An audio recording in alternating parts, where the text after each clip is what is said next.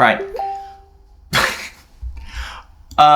So I'm Ash and welcome to Wednesday Chalks. Sorry, because like I got inspired in making this kind of sort of sit down talk vlog after I saw one of my favorite YouTubers is Mary Spenda, and and she just released a track called Primrose. It's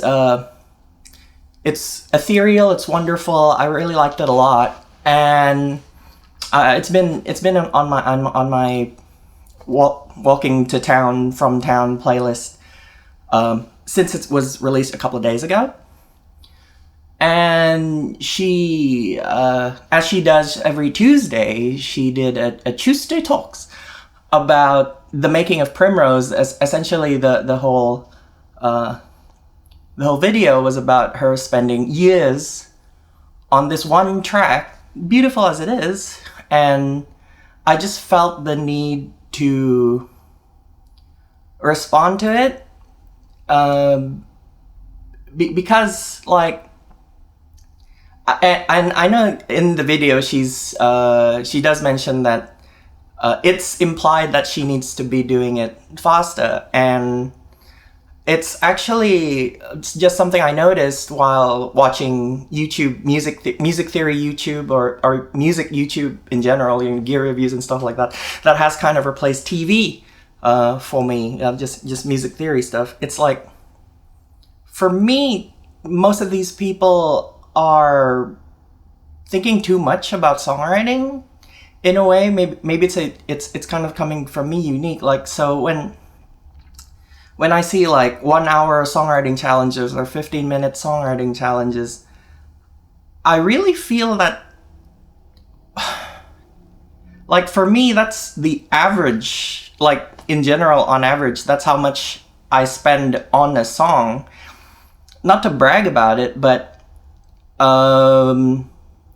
it's just that, it's that meme, you know? It's that whole, it's a graphic designer's meme, but I do feel it applies to songwriting, and specifically songwriting, not performance, not production, not marketing, not anything, just specifically songwriting. It's that meme where in the graphic designers is that, why should I pay you for more than 10 minutes work? And the graphic designer responds like, because it took me 10 years to do this in 10 minutes. Specifically songwriting, not production, not anything else. And I think that, so most of these music theory music YouTubers, they're either in the music industry or graduated. They have a music degree of some kind. I don't have that. So I'm really coming in from an outsider's perspective. I'm looking forward to the comments below to say how wrong I am, and we'll have that discussion that way. But the way I started songwriting was literally, I'm not really good at my instrument. I'm not really good in my instrument, and being really good on my instrument was never really my passion. My passion was making the songs. So when I started, I never really got it in my head that I needed to be really good on my instrument, and I'm paying for it right now, because I'm like, now I'm open to like more ideas than just, you know, zombie chords. And I'm finding it really hard to perform it live. But on the songwriting side, all the songs I'm writing right now for the Clever References, they're all, I have it done in like an hour at the most. And obviously I'm not very versatile. I can't write a jazz song, can't write a blues song, but I do feel I can write songs. At the very least, I have a thought in my head. I have a guitar within my rudimentary facility, and I'm able to write a song. At the very least, one that connects with people, and I'm gonna link to a video where I had a whole entire room singing a song they've never heard before, just naturally, only with minimal priming. I hope y'all Sing this back. Everything is fine. Believe me. It works. But I really do believe that there is definitely wow, this really went off the rails really quickly. I really do believe that songwriting isn't really looked at. I know there's a lot of people that go for jazz composition and stuff like that, like Adam Neely or people like that. They do composition. They literally academically study composition. But I really do believe I'm not coming from a music theory just waters down the music, man. I know some people some people are coming from that perspective. I'm not coming from that perspective. I'm saying music theory is very important, but sometimes it does get bogged down. It kind of sort of overcomplicates in your mind what music is supposed to be instead of what just sounds good to your ears. I'm to the credit of these music theory YouTubers like 12 Tone, Adam Neely, 8-Bit Music Theory, or whatever. I've got that wrong.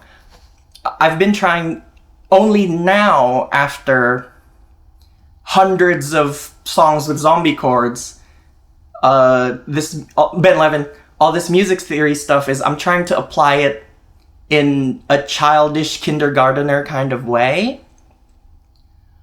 But at the very least, I'm not hung up on the basic songwriting. So I would highly suggest for these... I don't have a following, okay? This channel literally only has 35 subscribers.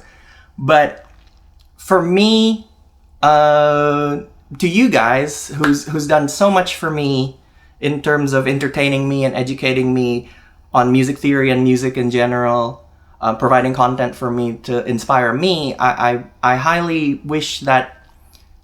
So recently, Adam Neely and Ben Levin did a collaboration where they collaborated and they said the best music...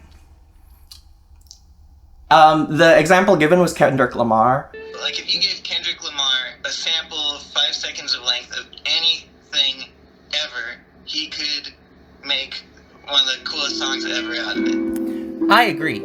I highly suggest every one of my favorite music YouTubers and whoever's watching that to do that. Do that. 5-second sample and try and create something from it. And it's also in that video, by the way, very good video by Adam Neely, as always. It's that the point is not to sound good. The point is to learn from it. As I said, I started in high school and I just song wrote. And probably because I didn't have friends to hang out with, I'm uninhibited in my songwriting. It's I write a song, 30 minutes, oh, it sucks, it's terrible, moving on. The thing I like to say to beginner songwriters is that your first song is your worst song, your second song is your worst song, and hopefully your fifth song sounds okay. Your 10th song sounds good, but is still your 10th worst song. When you get to your 100th worst song, hopefully it sounds okay. Hopefully it sounds good. So it's always a kind of sort of step by step, each song better than the last, but you kind of have to be uninhibited in it. You kind of have to throw yourself in. And I do realize that most of these, I'm gonna talk to the music YouTubers for a bit, because that's who I originally addressed that to. They don't have the time. Creating a YouTube video, me starting up this YouTube channel, it's really consumed most of my time, and the videos aren't that good. So I can only imagine how much blood, sweat, and tears is going into creating content for YouTube, and not creating music necessarily. And I know people I keep saying Adam Neely because he's my favorite. They actually have gigs to go to and stuff like that, whereas I'm not a professional musician. so I have more time to like dabble in the songwriting and stuff. I do realize that, but I don't really have. I guess I don't really have much of a conclusion. How anticlimactic! But I highly suggest just making songs, doing that 1 hour challenge songwriting wise, but do that every day, at least for yourself. Might not be interesting content because Adam has said specifically that composing music isn't entertaining for it to stream. Yeah, I've seen every Adam Neely video apparently. But I highly suggest for your creative sakes, instead of you're getting what you're doing essentially on YouTube is be better YouTubers. I've seen Adam's and Mary's and 12 Tones kind of sort of subscriber base grow and grow and grow, and they're really they're becoming really, really good content creators. They've really at the edge of mastering that kind of sort of 10-minute video format.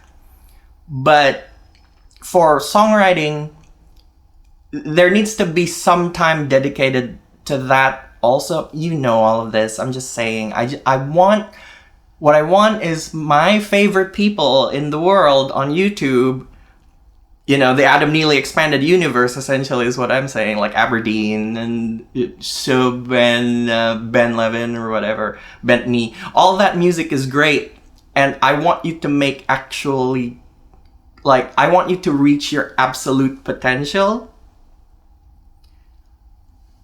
And that's all I want. Like, I just want my favorite music YouTubers to create the best music that they can, because you're already making really great YouTube content. I guess that's it for Wednesday Chalks. I don't know if I'm gonna keep the name. Don't sue me, Mary.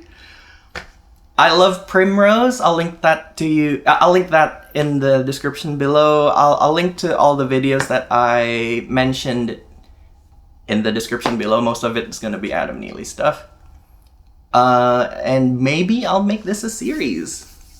Please like and subscribe this crappy YouTube channel if you liked this content. And oh yeah, my sign off. Stay clever.